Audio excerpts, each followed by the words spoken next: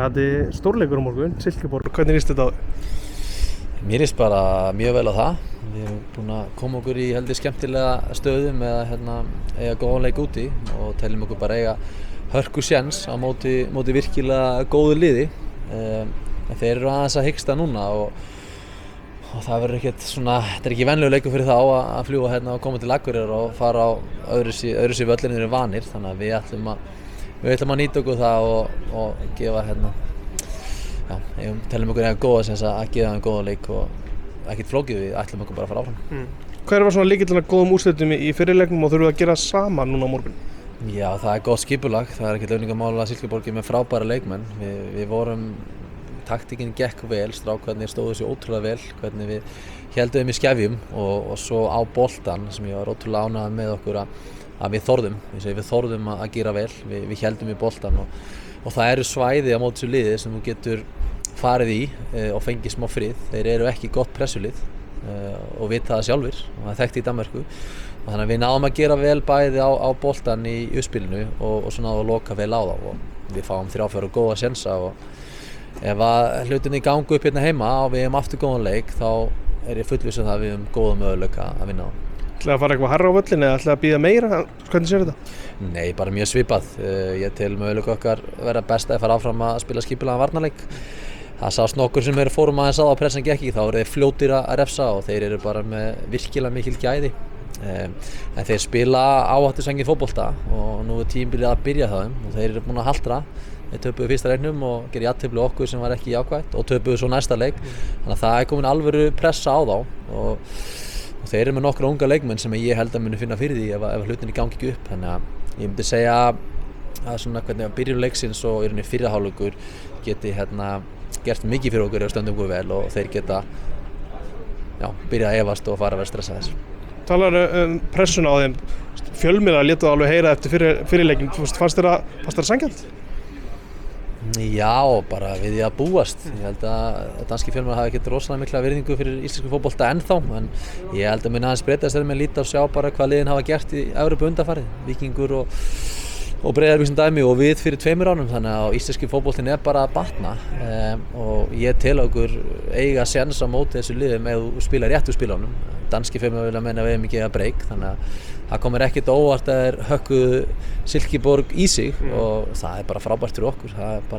Það vinnur bara með okkur og gefur okkur blóð og tennur að ég fór að tala niður til okkar og íslensk fótbolta og ég held að við höfum bara sýnt á nútíð að við höfum rétt fyrir okkur, við höfum séns ef allt gengur upp hjá okkur. KR auðvitað að fara að spila hérna á heimavellinu sínu, hversu mikilvægt er það? Það er bara æðislegt að sé að vera að koma Evrópuleikurinn á Akureyri á okkar heimavelli. Það er langt síðan síðast. Steini Eisa hafi verið leikmaður að gera síðast niður á Greiðavelli, Akureyravellinni í bæ. Það er bara æðislegt. Við erum búin að vera það heppnir að geta spilað frábæra Evrópuleiki en það hefur verið fyrir sunnan og ég finna bara hérna fólkinu í bænum. Það er mikið spenna og fólk er ánægt núna á þessum leik hérna og einu leiknum í Evrópu því að þó við förum áfram þá verður það sennilega á Laugardalsvelli, allavega ekki hérna og svo ætla ég bara að koma frábæra aðstæða á næsta ári þannig að já, ég finna bara öllu nærsamfélaginu og það er mikið spenna og við erum ánægðir að fá að taka einn leik hérna. Þið hafi átt svona nokkuð kaflaskipt tímabil, þið hafi átt mjög góða frammistöður en svo líka nokkuð slaka frammistöður. Ertu með lykilinn að því hvernig þið náðu góðri frammistöðu á morgun? Já. Ég er með það, við erum með gott fótboltalið, við erum mikla reynslu og þegar það er eitthvað spennandi fyrir framan minn hóp að þá leggja allir sig 100% fram og þá getum við bara ótrúlega flottir.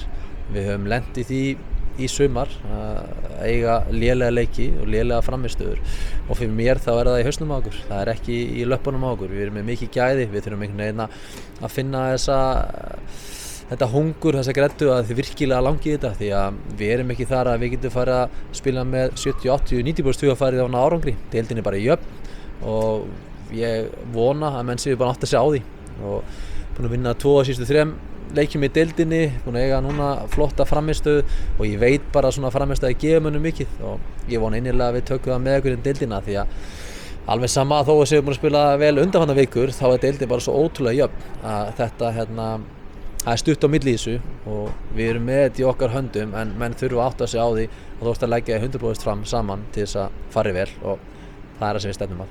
Ívar talaði að það hafi verið gott fyrir ykkur að mæta til dæmis KR fyrir hennan Evrópuleik og að vinna KR með öflugum varnarleik. Sammála því? Ég er sammála því og það líka KR spilar ekkert ósvipaða fótbolta og Silkeborg.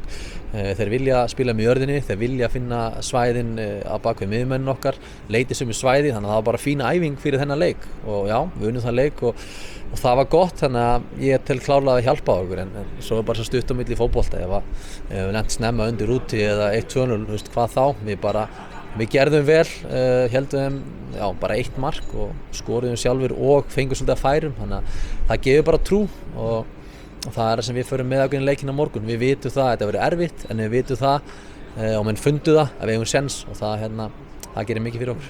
Jóhann kemur vantarlega aftur inn í hópinn eftir leikmann, eða ekki? Jú, hann er komin í hópinn, hann því miður væri leikmann, ég bara viðurkenni það, við áttum okkur ekki á því og ekki hann heldur þegar hann fekk eitthvað mjög furðulegt rautt spjald á 90. mínútu á móti Klúbb Brugge fyrir 2 árum. Þegar hann var 5-1 undir og við bara áttum okkur ekki alveg á því fyrir nokkur viku síðan, hann er í banni. En hann kemur inn seinni leikinn og það er mjög gott, hann er vanur að spila stóra leiki á háu leveli, þannig að það mun pottþétt hjálpa okkur. Aðeins út í Kent Nielsen, þú ert að fara að mæta honum, hvernig er að, mæta honum, hvernig var hann sem þjálfari? Og Já, bara gaman skilur fyrir mig, við þekkjumst vel og hann er frábær þjálfari, þetta er sá þjálfari sem hefur mestu virðingu í Danmörku.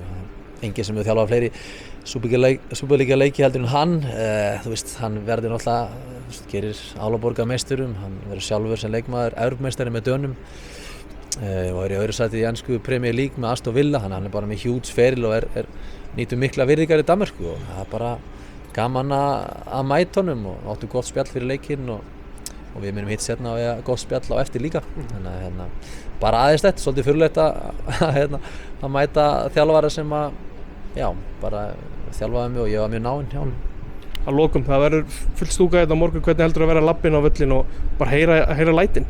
Það verður aðeinslegt, það verður full stúka og ég býst við alvöru stuðningi, það gýrir okkur því að það er ekki bara leikmennir, við finnum allir að við eigum séns á móti Silkeborg og ég vona innilega að við nýtum þessu orku á réttan hátt og fáum áhorfendur með okkur og þá vitum við það að það getur allt gerst.